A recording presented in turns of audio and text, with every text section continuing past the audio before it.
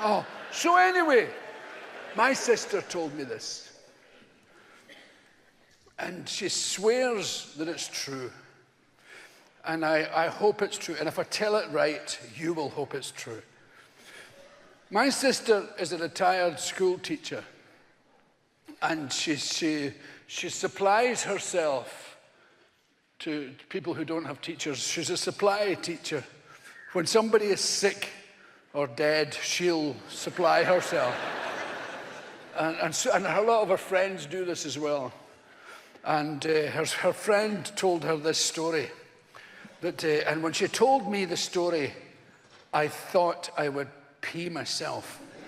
I was in New York where I live, and she phoned me, and I fell on my phone's next to my bed. I fell onto my bed. You know that way you laugh, your legs won't work right. And I told my wife, I said, Flo just told me the funniest story. I'm going to tell my audience this. It's about a dwarf. And she said, well, you can't, Billy. You can't do that. I said, why? She says, because you can't say dwarf. I said, why the fuck not? I'm talking about a dwarf. Surely you can say dwarf when it's a dwarf you're talking about.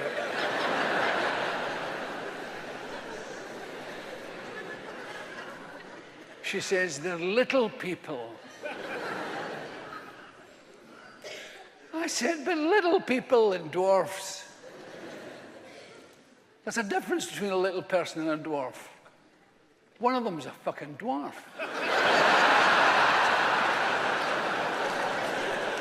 And they both know which one it fucking is. Don't give me that shite. So I decided to tell it. Her friend was going to supply herself to a school somewhere. And she got on a Glasgow bus. Oh, please be true. And she sat down, and it just happened to be the last seat.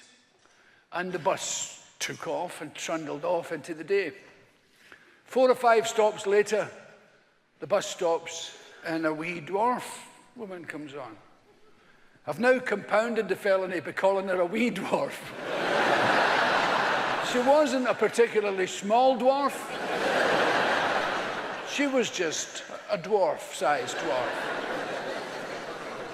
I'll probably get all sorts of complaints now. Dear Mr. Connolly, I saw your otherwise excellent show. What a pity you descended to the dwarf story. I, personally, am a member of the Tall Dwarf Society.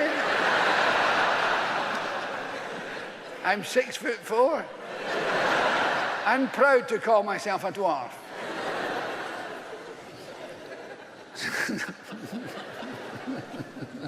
I also do impersonations of chocolate biscuits, if you're ever stuck. Anyway, the wee woman got on the bus, the wee dwarf woman, and discovered there's no seat, and so hung on to whatever was nearest, the seat to the pole or whatever, and the bus took off. There was a wee schoolgirl in a school uniform sitting over here, probably urged along by her mother. Give the woman your seat. Give that woman your seat. She went over to the wee dwarf woman and she said, excuse me, would you like to have my seat? Whereupon the wee dwarf woman flew into a rage and said, oh, aye, because I'm a dwarf. You're offering me a seat simply because I'm a dwarf. Well, I have managed my whole life as a dwarf. It's not a problem to me. Keep your seat. The girl, cringing with embarrassment, went back to her seat, and the bus trundled on in silent embarrassment for a stop or 3. Then, oh, please be true, a big Glasgow woman was getting off the bus. And before she went up to the door, she went over to the wee dwarf woman.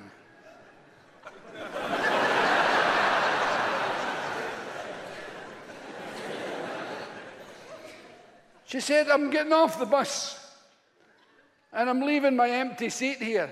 Because I'm a dwarf, you said, no, not because you're a dwarf, because you're another human being. I happen to be leaving the bus. My seat is vacant. I'm merely pointing it out to you that it exists. As a matter of fact, I thought you were extremely rude to that wee girl, and you owe her an apology. As a matter of fact, I hope when you go home tonight, Snow White kicks your ass.